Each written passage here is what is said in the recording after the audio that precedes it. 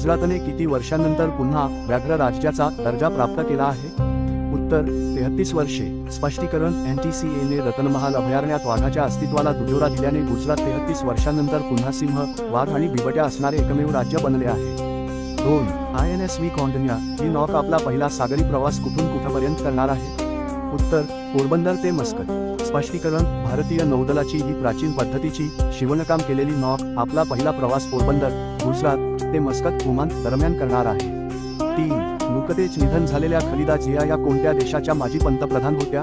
उत्तर बांगलादेश. स्पष्टीकरण बांगलादेशच्या पहिल्या महिला पंतप्रधान आणि बांगलादेश नॅशनलिस्ट पार्टीच्या नेत्या खलिदा जिया यांचे 80व्या वर्षी ढाका येथे निधन झाले. 4. ध्रुव NG हे काय आहे? उत्तर प्रगत हलके हेलिकॉप्टर. स्पष्टीकरण हिंदुस्तान एरोनॉटिक्स लिमिटेड ने विकसित केलेल्या या स्वदेशी बनावटीच्या प्रगत हलक्या हेलिकॉप्टरचे नेक्स्ट जेन नुकतेच यशस्वी उड्डाण झाले. 5. अलीकडेच DRDOने कोणत्या रॉकेटची यशस्वी चाचणी घेतली? उत्तर पिनाका.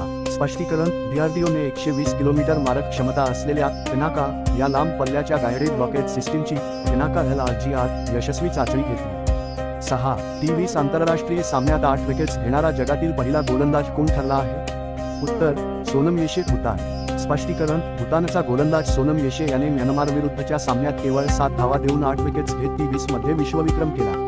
7. इराणने नुकतेच कोणत्या देशाच्या सोयूज रॉकेटचा वापर करून 3 उपग्रह प्रक्षेपित केले? उत्तर रशिया. स्पष्टीकरण इराणने रशियाच्या सोयूज रॉकेटच्या मदतीने पर्यावरण व शेती निरीक्षणासाठी कोवसर 1.5 पाया आणि झाफर-2 हे 3 उपग्रह अवकाशात सोडले. 8. भारत कोणत्या वर्षापर्यंत जगातील तिसरी सर्वात मोठी अर्थव्यवस्था बनेल असा अंदाज आहे? उत्तर 2030.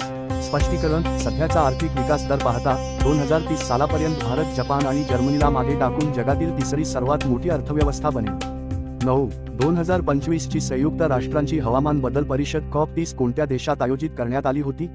उत्तर ब्राझील. स्पष्टीकरण हवामान बदलावर उपाययोजना करण्यासाठी संयुक्त राष्ट्रांची 30वी परिषद COP30 ब्राझीलमधील बेलेम शहरात पार पडली. 10. साहित्य अकादमीने 2025 चे वार्षिक पुरस्कार किती भारतीय भाषांसाठी जाहीर केले आहेत? उत्तर 24 भाषा. स्पष्टीकरण साहित्य अकादमीने संविधानाच्या 8व्या अनुसूचीतील 24 भारतीय भाषांमधील उत्कृष्ट साहित्यकृतींसाठी 2025 चे वार्षिक पुरस्कार जाहीर केले.